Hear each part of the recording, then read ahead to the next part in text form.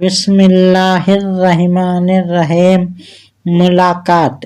حضور صلی اللہ علیہ وسلم کے مدینہ منورہ تشریف لے جانے کے چند دن بعد حضرت علی کرم اللہ وجہ الکریم لوگوں کی امانتیں واپس کر کے اپنی والدہ جناب فاطمہ بنت اسد و دیگر کمزور مسلمانوں کو ساتھ لے کر مدینہ منورہ پہنچ گئے۔ جناب فاطمۃ الزہرا کو اگرچہ گھر میں کوئی تکلیف نہ تھی، تاہم آپ کو والد گرامی حضرت محمد مصطفیٰ صلی اللہ علیہ وسلم کی جدائی نے بے حد پریشان کر رکھا تھا۔ آپ ہر وقت حضور کو یاد کرتی رہتی اور روتی رہتی۔ سیدہ ام کلثوم کی ذات سے آپ کو کافی سہارا تھا۔ دونوں بہنیں ایک دوسرے کا غم غلط کرنے کی کوشش کرتی رہیں۔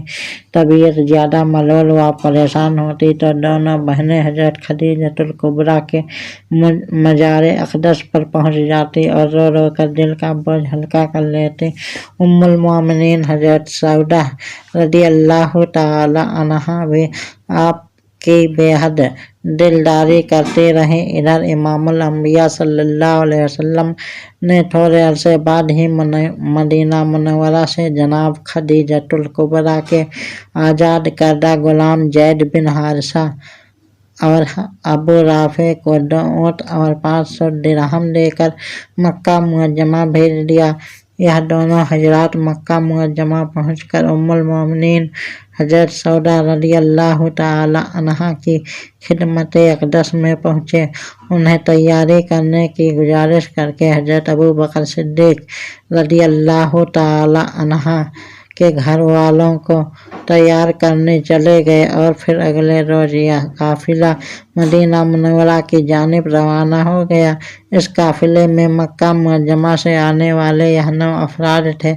نمبر 1 بنت رسول سیدہ فاطمہ زہرا سلام اللہ تعالی علیہا، اور نمبر 2 بنت رسول سیدہ ام کلثوم رضی اللہ تعالی عنہا، نمبر 3 ام المومنین سیدہ سعودہ رضی اللہ تعالی عنہا، نمبر 4 ام المومنین حضرت عائشہ صدیقہ رضی اللہ عنہا، نمبر 5 امام الانبیاء صلی اللہ علیہ وسلم کی دایا حضرت ام ایمن اور ان کے صاحبزادے، نمبر 6 اسامہ بن زید، نمبر 7 حضرت جناب ام رومان زوجہ حضرت صدیق اکبر رضی اللہ عنہ، نمبر 8 حضرت عبداللہ ابن ابوبکر صدیق رضی اللہ عنہ، نمبر 9 حضرت اسماء زوجہ زبیر ابن عوام رضی اللہ تعالی عنہما۔ طبقات ابن سید 1/340، مسجر الاولیاء 1/7۔